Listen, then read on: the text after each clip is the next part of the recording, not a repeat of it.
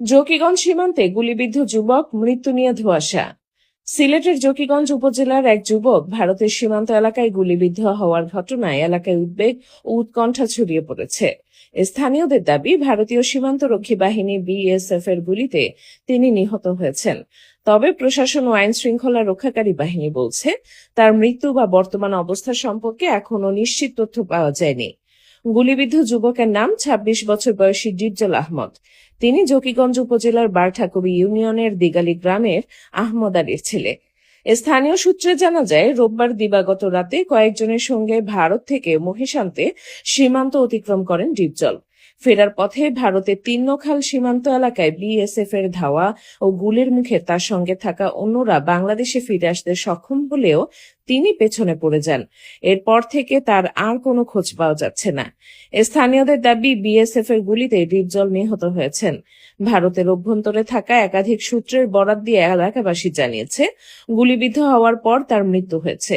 এমনকি সীমান্তের কাছাকাছি এলাকা থেকে তার মরদেহ ভারতের ভেতরে নিয়ে যাওয়া হয়েছে বলেও দাবি করা হচ্ছে। তবে এসব তথ্যের কোনো আনুষ্ঠানিক নিশ্চিতকরণ পাওয়া যায়নি। বারঠাকুরি ইউনিয়ন পরিষদের চেয়ারম্যান মহসিন মর্তুজা চৌধুরী টিপু বলেন, বিষয়টি নিয়ে এলাকায় উদ্বেগ রয়েছে। প্রশাসনকে অবহিত করা হয়েছে এবং দ্রুত প্রকৃত তথ্য জানার চেষ্টা চলছে। জকিগঞ্জ থানার ভারপ্রাপ্ত কর্মকর্তা মোহাম্মদ আব্দুল রাজ্জাক বলেন, গোপন সূত্রে বিষয়টি জানা গেছে। যেহেতু এটি দুই দেশের সীমান্ত সংশ্লিষ্ট বিষয়, তাই বিজিবি ও বিএসএফ এর মাধ্যমে তথ্য যাচাইয়ের চেষ্টা চলছে।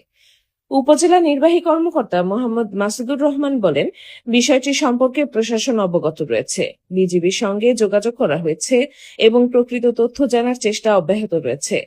এদিকে ডিপজল আহমদের পরিবার চরম উৎকণ্ঠার মধ্যে সময় পার করছে। তার স্বজনরা দ্রুত প্রকৃত তথ্য উদ্ঘাটন এবং প্রয়োজনীয় পদক্ষেপ গ্রহণের জন্য সংশ্লিষ্ট কর্তৃপক্ষের হস্তক্ষেপ কামনা করেছেন। এ ঘটনায় সীমান্ত এলাকায় নতুন করে উদ্বেগ তৈরি হয়েছে। তবে ডিপজল আহমেদের মৃত্যু বা বর্তমান অবস্থা সম্পর্কে নিশ্চিত তথ্য জানতে এখনো অপেক্ষা করতে হচ্ছে পরিবার, প্রশাসন ও এলাকাবাসীকে।